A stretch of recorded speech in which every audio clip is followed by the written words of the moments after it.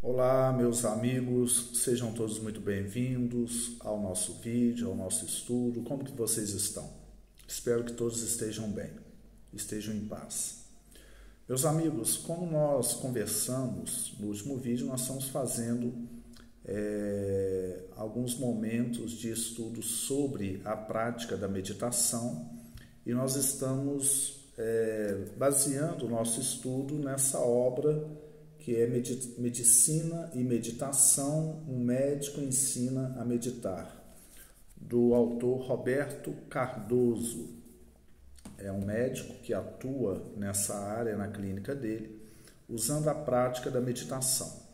E hoje nós vamos falar sobre o que é a meditação. E é uma das explicações mais difíceis que tem. Ao mesmo tempo, a meditação ela é muito simples, mas para teorizar, para explicar, nós vamos nos fazer uso de uma história que o livro traz, que vocês vão perceber que a história ela é toda alegórica e ela traz uma noção muito clara do que é a meditação na nossa vida, na nossa mente. A história conta que uma empresa, ela era uma das maiores empresas do ramo dela,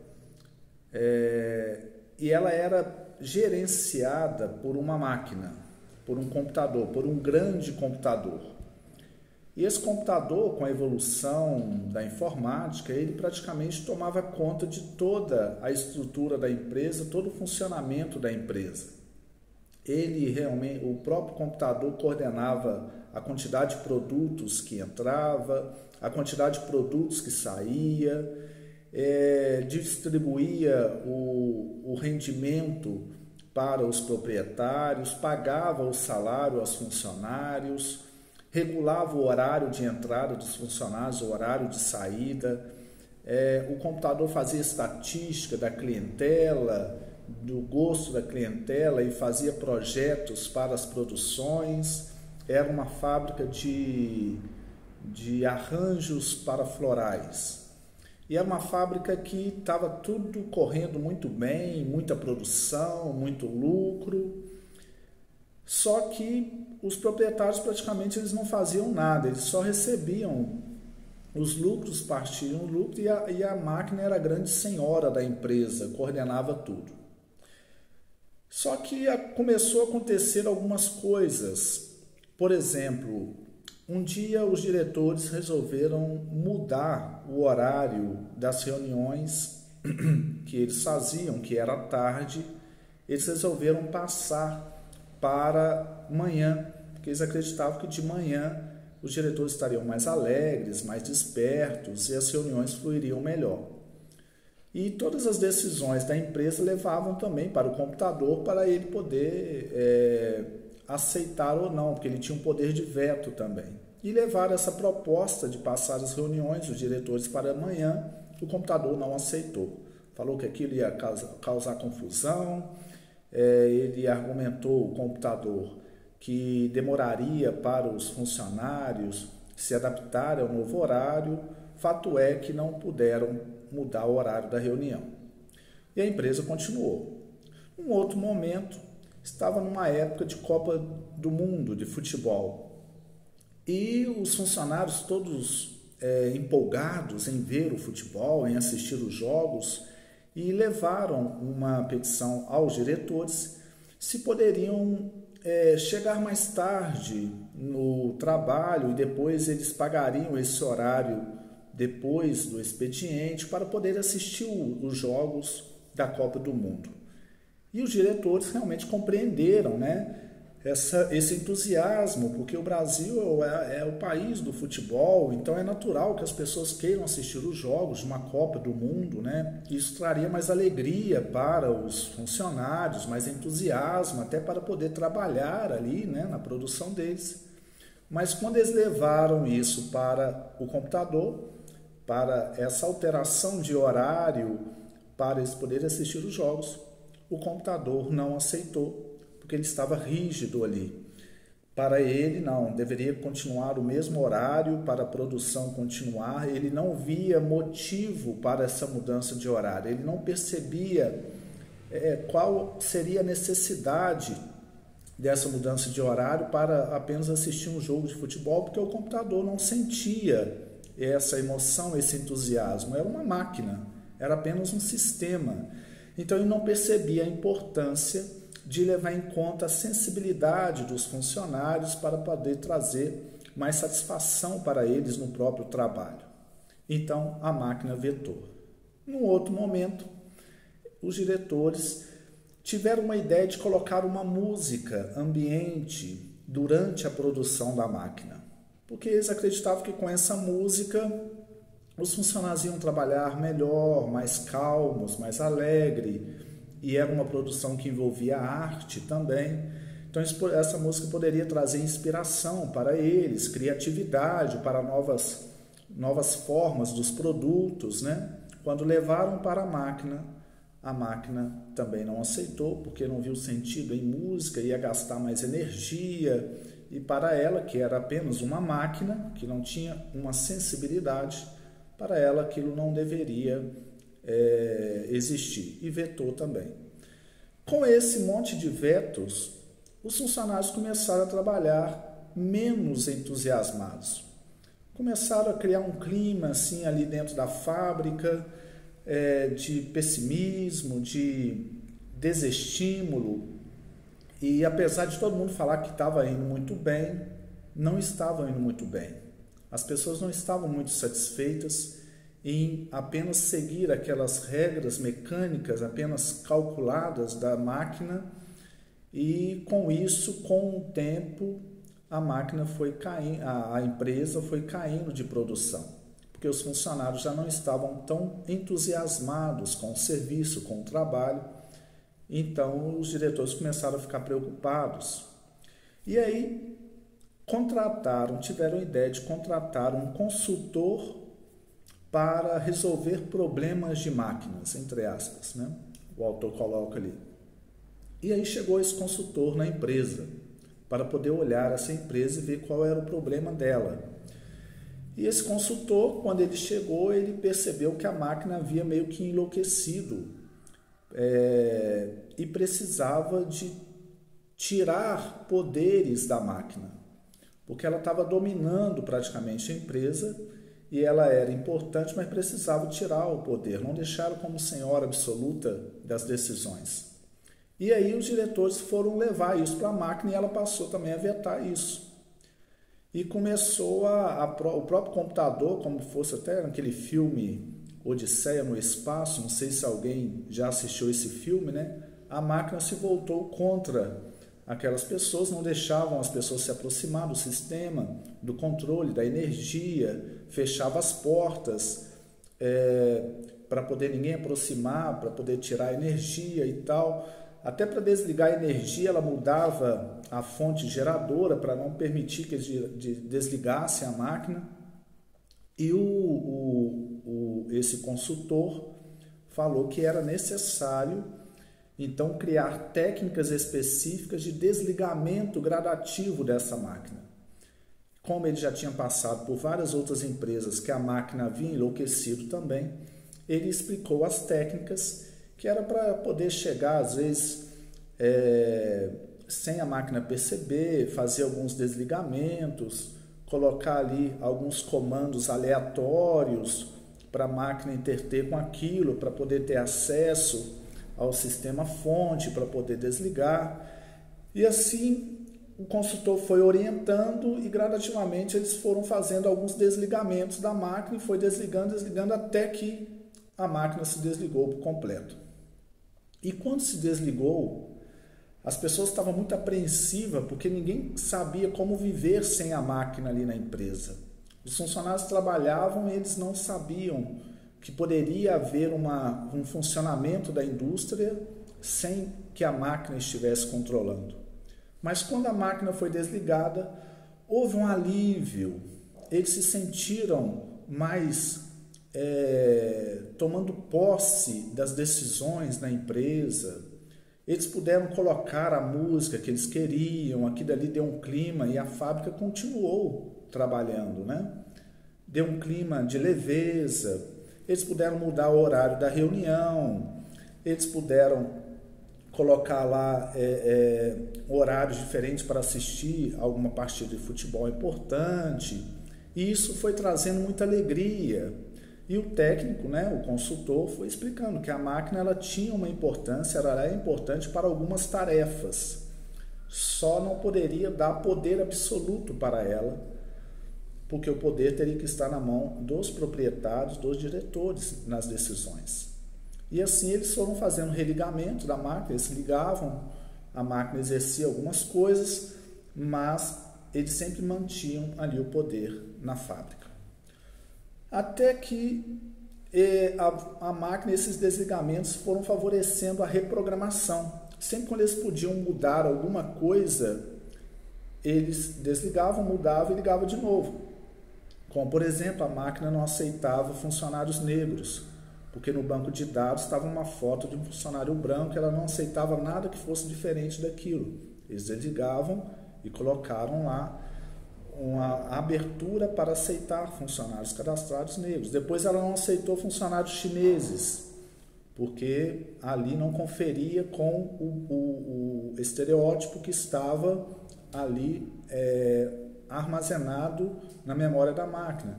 Eles desligavam e depois reinseria essa nova proposta, essa nova imagem, esse novo biótipo.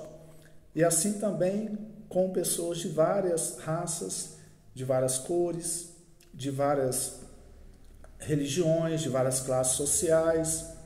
A máquina foi se abrindo com esses desligamentos, foi se tornando cada vez mais aberta de acordo com as novas necessidades da empresa. Muito bem, aí o autor finaliza a história, que é uma história toda alegórica, que agora nós vamos ver o que isso tem a ver com a meditação. Tem tudo a ver. Essa história figurada mostra o que é a nossa mente, o funcionamento da nossa mente na nossa vida.